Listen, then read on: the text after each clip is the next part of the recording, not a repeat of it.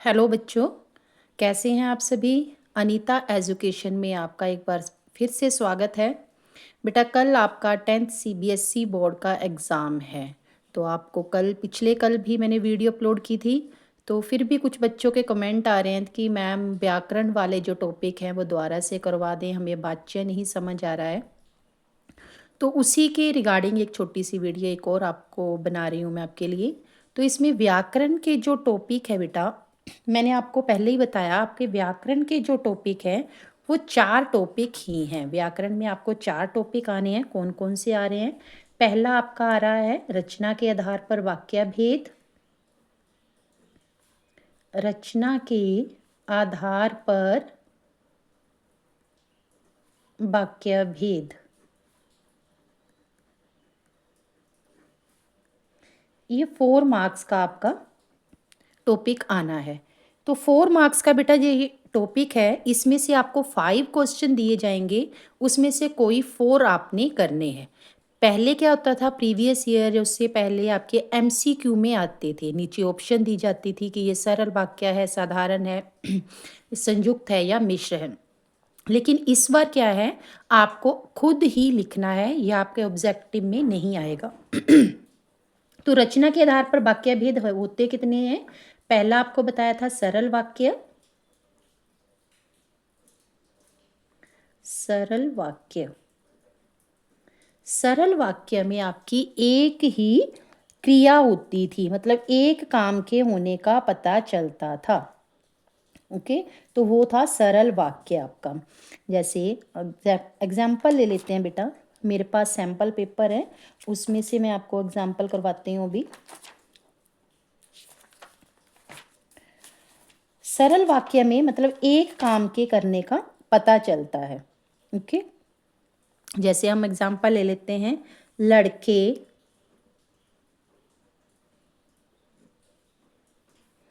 शोर मचा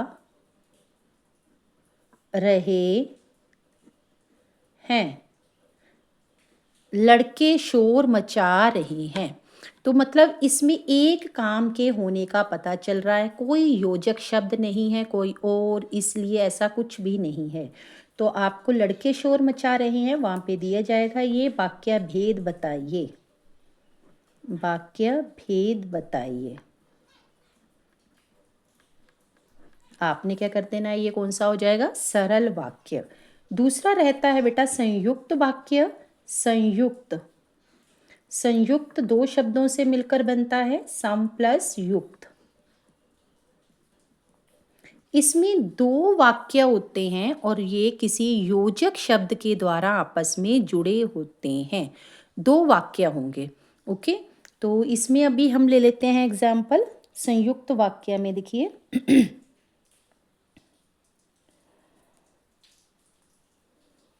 कस्बे में एक लड़कों का स्कूल था, और इसी के साथ डाल दिया, और एक लड़कियों का स्कूल था। अब इसमें 2 वाक्य हैं और ये योजक चिन्ह के द्वारा, योजक शब्द के द्वारा आपस में जुड़े हुए हैं। ओके, तो बीच में कोई योजक शब्द आ जाता है और इसलिए तो वहां पे क्या आ जाएगा आपका योजक शब्द, ये संयुक्त वाक्य बन जाएगा, बीच में और लगा होगा। और जब मिश्र होगा तो मिश्र में स्टार्टिंग में ही बेटा यद्यपि, ज्यों ही, ये वाले वर्ड लगे होते हैं। जैसे जैसे ही, या ऐसे आता, जैसे वहां लड़कों का स्कूल था, लड़कों का स्कूल था, वैसे ही लड़कियों का भी, लड़कियों का भी स्कूल था। मतलब इसमें स्टार्टिंग में जैसे वैसे ऐसे वाले शब्द आते हैं, ये कौन सा होता है? मिश्र वाक्य। मिश्र वाक्य को जटिल वाक्य भी बोलते हैं। बेटा कोई भी आपको घबराने की जरूरत नहीं, बड़े आराम से पेशेंस से आपने देखना। बस रचना के आधार पर 3 भेद है, सरल, संयुक्त और मिश्र। सरल वाक्य में कोई आपका योजक शब्द नहीं होगा। हाँ, ऐसे हो सकता है, राम और श्याम दोनों बाजार गए, तो ये सरल वाक्य है, क्योंकि और किस में लगा है? शब्दों के बीच में। जब शब्दों के बीच में और लगेगा तो वो आपका संयुक्त वाक्य नहीं होगा। संयुक्त वाक्य कहाँ होगा? यहाँ पर दो वाक्यों के बीच में आपका योजक शब्द लगा होगा। ओके। और तीसरा जो मिश्र है, उसमें स्टार्टिंग में ही जैसे ही, यद्यपि, ज्यों ही, ये वाले वाक्य लगे होंगे, ये वाले शब्द लगे होंगे, और इसे बोलते हैं, एक होता आश्रित उपवाक्य। ठीक है, आश्रित वाला होता है इसमें, मतलब एक दूसरे पर डिपेंड होते हैं, दो वाक्य आपस में जुड़े होते हैं। ओके। तो इसमें जब तक हम दूसरा वाक्य नहीं बोलते हैं, पहले वाला वाक्य कंप्लीट नहीं होता। जैसे जैसे वहाँ लड़कों का स्कूल था, ये पहला वाक्य। अब वैसे क्या? जैसे लड़कों का स्कूल था, तो वैसे क्या? वैसे आपका वैसे ही लड़कियों का। दूसरा सेंटेंस बोला तो फर्स्ट वाला सेंटेंस अपने आप ही आपका कंप्लीट हो गया। ओके। ये था रचना के आधार पर वाक्य भेद। जो दूसरा आपका टॉपिक रहता है, वो रहता है इसमें वाच्य। वाच्य में बच्चे कंफ्यूज हो रहे थे, सुबह भी कमेंट आ रहे थे, मैम वाच्य हमने प्रैक्टिस तो कर रहे हैं लेकिन फिर भी नहीं आ रहा बदलना। तो वाच्य भी बेटा आपने कोई भी उसमें टेंशन नहीं लेनी। देखिए वाच्य के भी 3 भेद बताए थे आपको, 3 बताए थे ना इसमें। इसमें आपने क्या करना है? वाच्य का पहले वाला भेद है वो कौन सा है? कर्तरीवाच्य। कर्तरीवाच्य। आज बारिश है तो मैंने सोचा बोर्ड पर क्यों वीडियो बनानी है, ऐसे ही आपको समझा दूं। कर्तृवाच्य, कर्मवाच्य और भाववाच्य। ओके। कर्तृवाच्य में बेटा कर्ता मेन होता है, कर्ता। ठीक है, इसमें आपने याद रखना है कर्ता के साथ ने। वैसे भी कारक में कर्ता का चिन्ह क्या होता है? ने। कर्म में याद रखना है के द्वारा, और भाव में याद रखना है से। बड़ा इजीली आप इसको चेंज कर सकते हो। ओके। तो अभी मैं आपसे कुछ एग्जाम्पल डिस्कस करती हूँ। देखिए पहली एग्जाम्पल है, हम इस खुले मैदान, हम इस खुले मैदान में दौड़ सकते हैं, में दौड़ सकते हैं। ओके। इसको आपने बदलना है संयुक्त वाक्य, सॉरी, इसको आपने बदलना है भाववाच्य में। भाववाच्य। पहले मैं क्वेश्चन लिख लेती हूँ। ओके। चलिए क्वेश्चन मेरे पास सैम्पल पेपर में, इसी में से डिस्कस करती हूँ आपके साथ। देखिए हमारे पास है पहला, हम इस खुले मैदान में दौड़ सकते हैं। इसमें भाववाच्य में बदलना आपने। अब भाववाच्य में बदलना तो मैंने क्या बोला? से। आपने याद रखना हम इस खुले मैदान में, तो हम आपने क्या करना? से किसके बाद? कर्ता के बाद। कर्ता क्या है? हम। बस हम के बाद आपने क्या लगा देना? से। हमसे, अपने आप ही सेंटेंस चाहिए, हमसे खुले मैदान में दौड़ा जाता है। आपने देखना सेंटेंस हमसे होगा तो अपने आप ही सेंटेंस पूरी सेंस चेंज हो गई।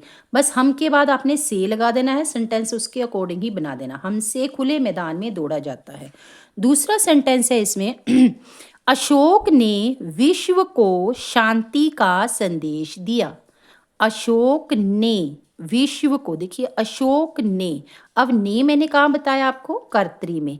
ने कहाँ पे है? कर्तरी। तो इसमें क्या पूछा हुआ? वाच्य पहचान कर भेद बताइए। तो जहाँ पे ने आ गया उसके बाद आपने आंखें बंद करके ने वाला कौन सा हो जाएगा? ये पहले वाला कर्तरी वाच्य। ओके। कर्तृवाच्य, ने आ गया। थर्ड है मोहन से दौड़ा नहीं जाता। अब से है तो कौन सा हो जाएगा, भाव, लेकिन इसमें पूछा क्या है, मोहन से दौड़ा नहीं जाता। पूछा भी यही है बेटा, वाच्य पहचान कर भेद लिखिए, तो से वाला है तो कौन सा आ जाएगा, भाव। ये फोर्थ वाला, थर्ड रह गया है, फोर्थ कर देते हैं पहले, कौन सा है ये, भाववाच्य। ओके, से लिखा है तो भाव। थर्ड था सुमन जल्दी नहीं उठती। पहले तो ये सेंटेंस कौन सा बेटा, कर्तरी में क्या है, या तो ने होगा या कुछ भी नहीं होगा। अगर सब्जेक्ट के साथ जो करता है उसके साथ या तो ने होगा, अदरवाइज उसके साथ कुछ भी नहीं होगा। अब सुमन के साथ कुछ भी नहीं है तो ये कौन सा वाक्य है, कर्तृवाच्य। क्वेश्चन क्या है, भाववाच्य में बदलना है। अब भाव में मैंने क्या बताया आपको, कर्तरी के साथ क्या लग जाएगा, सब्जेक्ट के साथ क्या लग जाना है, से। तो क्या आ जाएगा, सुमन के साथ क्या लगा देना आपने, से। सुमन से, सुमन जल्दी नहीं उठती, सुमन से जल्दी नहीं उठा जाता। ओके, नेक्स्ट है डाकिये द्वारा पत्र बांटे गए। लास्ट है डाकिये द्वारा। अब द्वारा किस में बताया है, कर्म में, तो कौन सा हो जाएगा, इसमें भी वाच्य पहचान कर लिखिए, कर्म वाच्य। आई होप अभी अच्छे से समझ आ गया होगा। बस आपने कर्तरी में याद रखना है, ने लगाना है या कुछ भी नहीं लगाना। अगर से लगा हुआ है भाव, अगर के द्वारा लगा हुआ है तो आपका कर्म वाच्य होगा। और जब आपने चेंज करना है तब भी आपने सब्जेक्ट के बाद, कर्म में बस सब्जेक्ट के बाद के द्वारा लगा देना है, भाव में सब्जेक्ट के बाद आपने से लगा देना है, और कर्तरी बनाना है तो ने लगा देना है। ओके, ये थे आपके वाच्य जिसमें आप कंफ्यूज हो रहे थे, मैम वाच्य नहीं समझ आ रहे, बेटा बहुत इजी हैं, कोई आपको डरने की ज़रूरत नहीं है इसमें। ओके, ये आपका हो गया हमारा रचना के आधार पर वाक्य भेद भी हमने डिस्कस कर लिए, और दूसरा हमने कर लिया इसमें जो आपके वाच्य भेद हैं, वाक्य भेद और वाच्य भेद दोनों हुए। थर्ड जो टॉपिक रहता है आपका अलंकार। अलंकार है, अलंकार में मैंने आपको बताया था कौन कौन से अलंकार आने हैं। उपमा, उपमा में आपने याद कहाँ से रखना है कि तुलना की जाती है, उपमेय और उपमान दोनों बताए थे। उपमेय क्या होता है, जिसकी तुलना की जाए, और उपमान क्या होता है, जिससे तुलना की जाए। आप प्रीवियस वीडियो चेक कर सकते हैं। उपमा में याद रखना है आपने सा, से, सी, सम, सदृश, ये वाले वर्ड आपको मिल जाएंगे। ओके, और दूसरा था उत्प्रेक्षा। उत्प्रेक्षा में आपको ज्यों, जनहु, मनहु, है ना, ऐसे वाले वर्ड मिल जाएंगे। और इसमें कौन सा था आपका रूपक। रूपक में क्या होता है, होता उपमा की तरह ही है, योजक चिन्ह आता है, लेकिन एक जैसे ही शब्द लगते हैं जिससे तुलना की जाती है, पता नहीं लगता कि तुलना की कर रहे हैं या वैसा ही है शब्द, और उसमें आपको सा से सी सम सदृश नहीं मिलेगा। ओके, अतिशयोक्ति था, अतिशयोक्ति में किसी चीज को बढ़ा चढ़ा कर लिखना। और नेक्स्ट क्या था, मानवीकरण। मानवीकरण में किसी जो जड़ पदार्थ थे उनकी मानवीय गतिविधियों से तुलना की जाती थी। ओके, तो रूपक इसी में से बेटा आपकी, चलिए सैंपल पेपर में से ही अलंकार वाले भी डिस्कस कर लेते हैं। देखिए इसमें क्वेश्चन है, सोहत ओढ़े पीत पट श्याम सलोने गात, मनहु नील मणि शैल पर आतप पर्यो प्रभात। अब देखो मनहु, मनहु वर्ड आ गया। मनहु किसमें बताया आपको, ज्यों, जनहु, मनहु, मानो किसमें आएगा, उत्प्रेक्षा अलंकार में। तो ये कौन सा है यहाँ पे, उत्प्रेक्षा अलंकार। ओके, सेकंड, मानहु विधि तन अच छवि स्वच्छ राघवे काज। मानहु, अब इसमें भी मानहु वर्ड आ गया, तब कौन सा है, उत्प्रेक्षा अलंकार। नेक्स्ट, जरा से लाल केसर से की जैसे धूल गई हो। जरा से लाल केसर से की जैसे धुल गई हो। जरा से लाल केसर से, तो से आ गया है, कौन सा होगा यहाँ पे, कौन सा अलंकार बताया हुआ है आपको, उपमा अलंकार, केसर सी। ठीक है, नेक्स्ट है पर्वत सा। अब योजक चिन्ह के बाद क्या आ गया, सा आ गया, तब भी यहाँ पे कौन सा है, उपमा अलंकार। नेक्स्ट है लो यह लतिका भी भर लाई, मधु मुकुल नवल रस गगरी। लो यह लतिका भी भर लाई, लतिका होती है बेल, भर लाई। अब पानी भरना कौन भरता है, ह्यूमन बीइंग, लड़कियां औरतें भरती हैं गांव की। तो इसमें देखिए जड़ क्या है, लतिका। जड़ जो वस्तु है उसकी तुलना किससे की हुई है, मानवीय गतिविधियों से। तो कौन सा है यहाँ पे भी, मानवीकरण अलंकार है। ओके, तो ये भी आपके अलंकार इस तरह से आप समझ के कर सकते हैं। मानवीकरण में किसी न किसी मानवीय गतिविधि की तुलना होती है। ओके, और अतिशयोक्ति में क्या होता है, बढ़ा चढ़ाकर, मतलब कोई चीज़ को बहुत ज़्यादा बढ़ा चढ़ाकर कहना उसके बारे में, तो वहाँ कौन सा हो जाएगा, मानवीकरण अलंकार हो जाता है। उसके बाद यहाँ पे अगर आपके उत्प्रेक्षा में आपको आराम से पता ही है, उत्प्रेक्षा में मानो, मनहु, जनहु वर्ड बताए हैं। ओके तो ये थे आपके अलंकार। नेक्स्ट है आपका पद परिचय। पद परिचय में भी आपको क्या चीजें बताई है, चार आपको पता होना चाहिए, संज्ञा, सर्वनाम, विशेषण, क्रिया। संज्ञा है तो उसका भेद, अगर सर्वनाम है तो उसका भेद, अगर क्रिया है तो उसका भेद। पहले आपने ये चीजें देख लेनी है फर्स्ट लाइन में। अब आपने लिखना कैसे है वो भी आपको कल भी बताया था पिछली वीडियो में। फिर एग्जाम्पल लेते हैं, बुक में से ही लेते हैं कोई एग्जाम्पल आपकी। पद परिचय के लिए, पद परिचय में एग्जाम्पल है आपकी बेटा,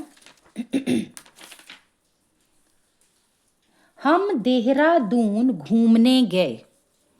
क्वेश्चन है इसमें, देखिए एक लिया मैंने, हम देहरादून घूमने गए। अब इसमें हम को इन्होंने अंडरलाइन किया हुआ है, तो आपने क्या लिखना है, हम लिख लेना पहले, हम लिख लिया। अब इसका बताना हम क्या है, संज्ञा है, सर्वनाम है, विशेषण है, क्रिया है। तो हम क्या है, एक सर्वनाम है। जो संज्ञा के स्थान पर प्रयोग किए जाए वो क्या होते हैं, सर्वनाम। अब सर्वनाम है तो कौन सा सर्वनाम है, सर्वनाम तो आपको पता चल गया। ठीक है, आप यहाँ भी लिख सकते हो और रफ वर्क में आपने जो लिखा होगा वहाँ पे आप लिख के दे सकते हैं। सर्वनाम है तो सर्वनाम में कौन सा है, पहला कौन सा होता है, पुरुषवाचक सर्वनाम। पुरुषवाचक में जो हम है, मैं, हम, हमारा, ये आपका कौन सा आ जाएगा, उत्तम पुरुषवाचक सर्वनाम। तो आपने इसमें लिखना सर्वनाम उत्तम पुरुषवाचक सर्वनाम। ठीक है, तो क्वेश्चन क्या है आपका, हम देहरादून घूमने गए। हम, अब हम क्या है, स्त्रीलिंग है या पुल्लिंग है हम देहरादून घूमने गए। अब सारे आ गए ना इसमें, मतलब मेल भी है फीमेल भी है, हम में सारे ही आ जाते हैं इसमें। पहले तो ये देखिए, अब एक वचन है बहुवचन है, तो कौन सा है ये, बहुवचन। कौन सा हो गया ये, बहुवचन आ गया इसमें। हम किस में आ गया आपका, बहुवचन में। अगर अकेला होता तो आपने किस में लिखना था, ये एक वचन में। ओके, अगर एक ही होता, मैं होता हम की जगह, तो एक वचन में आना था ये। अभी किस में आ रहा है ये, बहुवचन में। हम देहरादून घूमने गए, तो उसमें हम आपका आ गया बहुवचन में। अब उसके बाद क्या है देखना आपने इसमें, हम देहरादून घूमने गए, कौन गया है यहाँ पे, वो अपने बारे में ही बात कर रहा है। तो ठीक है, अपने बारे में ही बात कर रहा है, तो कर्ता कारक।